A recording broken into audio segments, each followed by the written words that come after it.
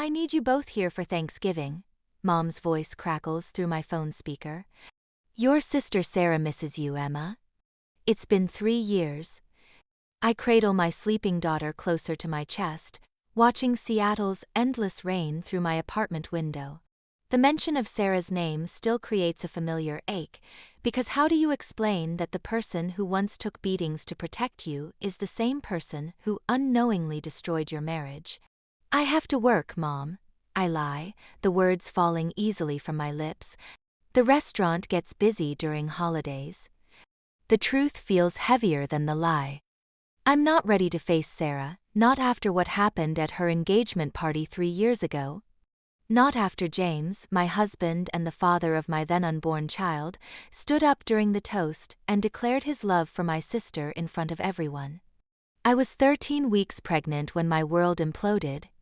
Sarah, my protector since childhood, the sister who used to lock me in our bedroom to shield me from our stepfather's drunken rages, stood frozen as my husband confessed that she was the one he'd been looking for all along. Now, at 32, watching my daughter Alice sleep peacefully in my arms, I wonder if I'll ever stop seeing that night when I close my eyes. The champagne glasses shattering as Michael, Sarah's fiancé, lunged at James. The horrified gasps from the guests. And Sarah, my beautiful, perfect sister, looking at me with those same protective eyes from our childhood, desperately trying to fix something that was beyond repair. The signs were there from the beginning, but trauma has a way of making you doubt your own instincts. Growing up with Robert's violence had taught me to minimize red flags, just like our mother did. Maybe that's why I missed the way James's behavior began to change after he first met Sarah at our engagement barbecue. Your sister is remarkable, James would say, his voice carrying an edge of intensity that made me uncomfortable.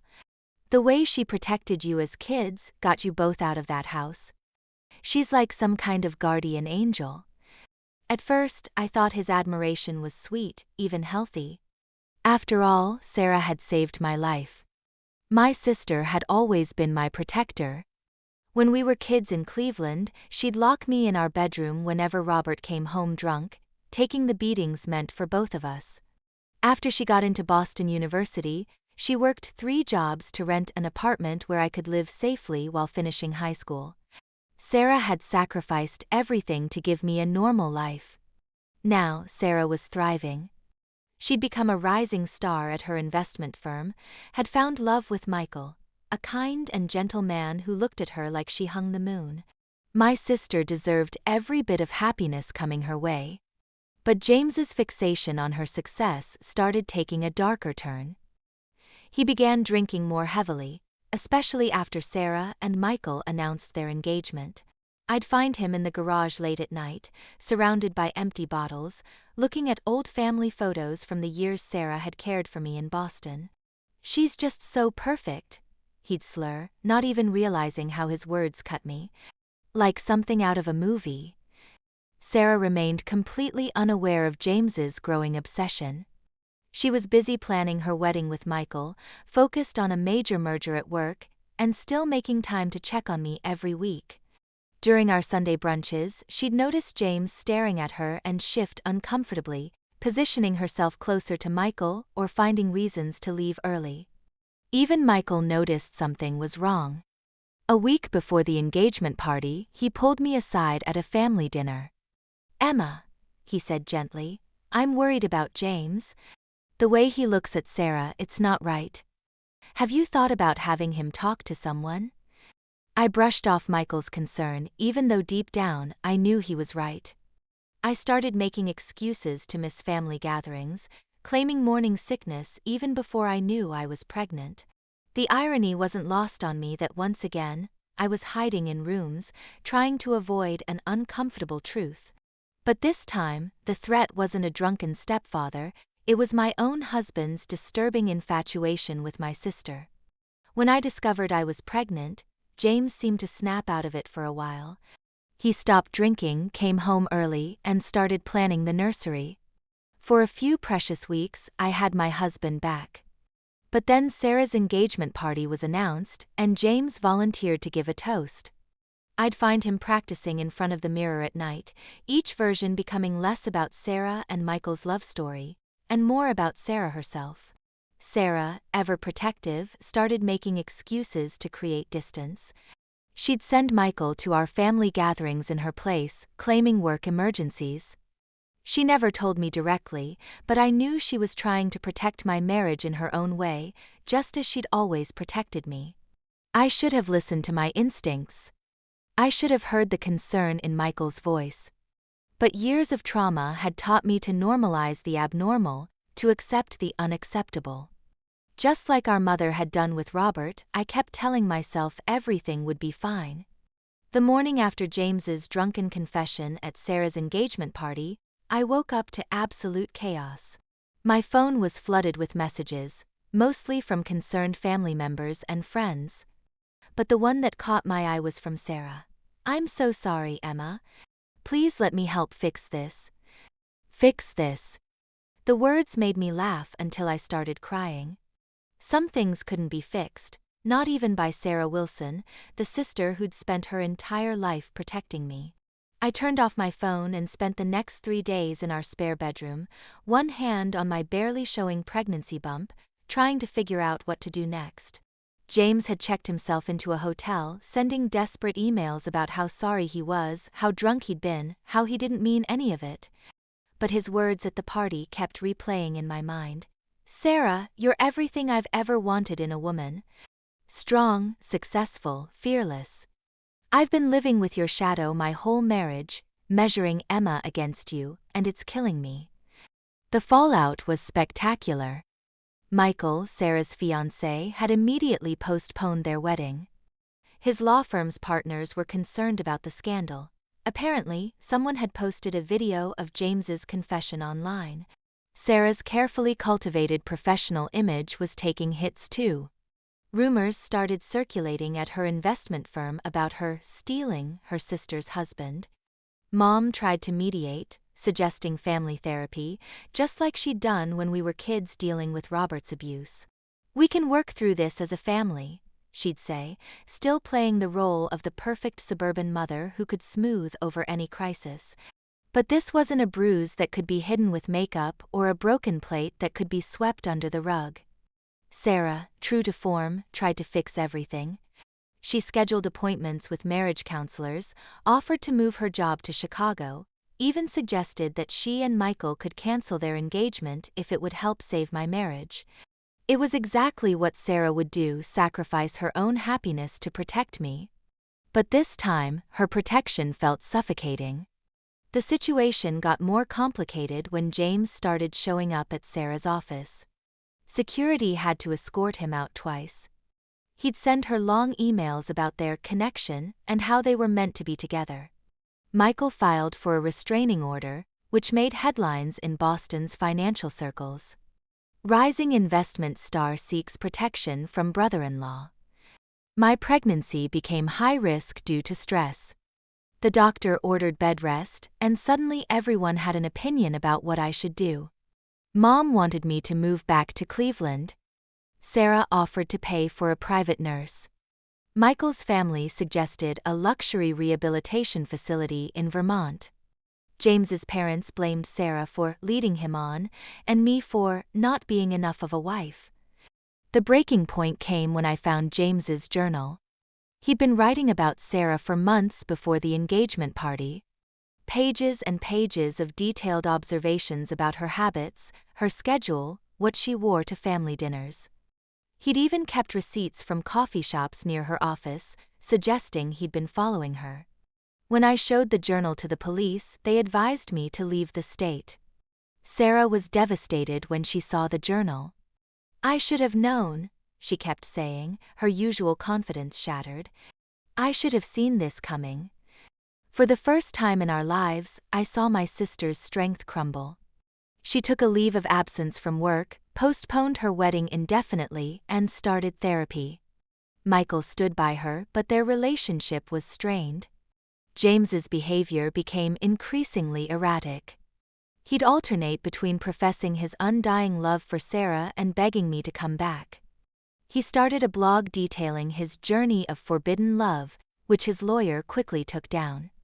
But the damage was done. Screenshots circulated through our social circles, turning our private tragedy into public entertainment. The final straw came when James showed up at my prenatal appointment, drunk and carrying a bouquet of Sarah's favorite flowers. He'd followed the wrong woman, another tall blonde, thinking it was Sarah, only to find me instead. The look of disappointment on his face when he realized it was just his pregnant wife, not her sister, told me everything I needed to know. That night, I packed 2 suitcases while James was being held for a psych evaluation. Sarah came to help, both of us moving in silence through the house I'd once thought would be my forever home. Before I left, she tried one last time. "Let me make this right, Emma. Please." But for the first time in my life, I didn't need my sister to protect me. I needed to protect myself. The confrontation happened 6 months into my self-imposed exile in Seattle. By then, I was 8 months pregnant, working as a hostess at an upscale restaurant, and finally starting to breathe again. That's when Sarah showed up at my door, unannounced, her designer suit wrinkled from the cross-country flight. "You can't keep running," she said, standing in my tiny apartment's doorway. "James filed for divorce, claiming abandonment. You need to come back and fight for your rights." I let her in, watching as she took in my new life, the second-hand furniture, the half-finished nursery, the view of the distant Space Needle through my rain-streaked windows. For the first time, I was building something that wasn't connected to her protection, her influence, her shadow. "I'm not running," I said, resting my hands on my swollen belly. "I'm choosing myself. For the first time in my life, I'm choosing what I need, not what everyone else thinks I need." Sarah's face crumpled. "But I'm supposed to protect you. It's my job. It's always been my job." "And that's part of the problem," I replied, finally voicing what I'd realized during months of therapy. "You protected me so well that I never learned to protect myself. I married James because he reminded me of you, strong and protective. I ignored all the red flags because you were there to catch me if I fell. The truth hung between us like a physical thing." Sarah sank onto my second-hand couch, her perfectly manicured hands trembling. "Are you saying this is my fault?" "No," I said firmly. "It's not your fault that our stepfather was abusive. It's not your fault that Mom chose to stay. It's not your fault that James became obsessed with you. But our dynamic, this protector-victim relationship we've built our whole lives around? That needs to change." Sarah started crying, really crying, not the controlled tears she usually allowed herself. "I don't know how to be your sister without protecting you." "Then let's learn," I suggested. "But first, I need to handle James myself." The next day, I had my lawyer send James a package. Copies of his journal, the restraining order documentation, screenshots of his blog, and security footage from Sarah's office. The message was clear. If he fought me on the divorce or tried to claim parental rights, everything would become public record. James signed the divorce papers within a week. Sarah stayed in Seattle for a month, helping me prepare for the baby, but also learning to step back. She watched as I handled the divorce negotiations myself, as I set up my own bank accounts, as I made decisions about my future without consulting her first. The real breakthrough came when I went into labor. Sarah was still in Seattle, but I asked her to stay in the waiting room. "I need to do this on my own," I told her. She nodded, understanding finally that this wasn't about shutting her out, but about me finding my own strength. 26 hours later, when the nurses brought her in to meet her niece, something had shifted between us. She didn't try to tell me how to hold the baby or suggest better ways to breastfeed. Instead, she sat quietly, watching me figure it out for myself. "She's beautiful," Sarah whispered, looking at my daughter. "What's her name?" I smiled, feeling stronger than I ever had. "Alice Sarah Cooper." Because while I need to stand on my own, I never want to forget the sister who loved me enough to let me go. "Would you like me to continue with the next parts?" contrast and reversal, followed by resolution and elevation? The next year brought changes none of us could have predicted. While I was building my new life in Seattle with Alice, James's carefully constructed world completely unraveled. His obsession with Sarah had cost him his partnership at his law firm, and his reputation in Boston's legal circles was irreparably damaged. The last I heard, he'd moved to Arizona to work at his uncle's real estate office, a far cry from his former life as a rising corporate attorney. Sarah and Michael eventually did get married, but it wasn't the grand society wedding they'd originally planned.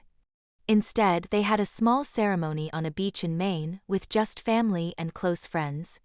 I watched via FaceTime from Seattle, holding Alice as she slept, feeling a strange mixture of sadness and relief at not being there in person. "Your sister's not the same without you," Mom told me during one of our weekly calls. "She's softer somehow. More vulnerable." She was right. Sarah's perfect facade had cracked, revealing something more human underneath. She started talking openly about our childhood trauma in therapy, even convinced Mom to join her for family sessions. The unspoken family rules about keeping up appearances finally began to crumble. My own transformation was equally profound. I stopped dyeing my hair blonde like Sarah's, letting my natural brown color grow out. I enrolled in culinary school, pursuing a passion I'd always denied because it didn't fit with the polished, professional image I thought I needed to maintain. The restaurant where I worked part-time promoted me to assistant manager, appreciating my work ethic rather than my family connections. When Alice turned 1, I finally felt ready to visit Boston. Sarah had offered to fly out to Seattle multiple times, but I knew this homecoming needed to be on my terms. I booked a hotel room rather than staying with family, maintaining the boundaries I'd worked so hard to establish. The reunion with Sarah was nothing like I'd imagined. We met at a neutral location, the public garden where we used to feed ducks as teenagers after escaping Cleveland. She was waiting on a bench, and for the first time in my life, I saw my sister as just another woman trying to figure life out, not the superhuman protector of my childhood. "I've been seeing someone," I told her as Alice played with fallen leaves nearby. "His name is David. He's a chef at the restaurant, and he makes Alice laugh until she gets hiccups." Sarah smiled, and I noticed she didn't immediately start vetting him the way she would have before. "Are you happy?" she asked instead. "I am," I replied honestly. "Not because everything's perfect, but because I know I can handle it when it isn't." Our relationship began to heal, but in a different form. We started having regular video calls where we talked about real things: her struggles with infertility, my fears about raising Alice, our shared anger at Mom for staying with Robert. For the first time, we were sisters instead of survivor and protector. The final piece fell into place at Alice's second birthday party.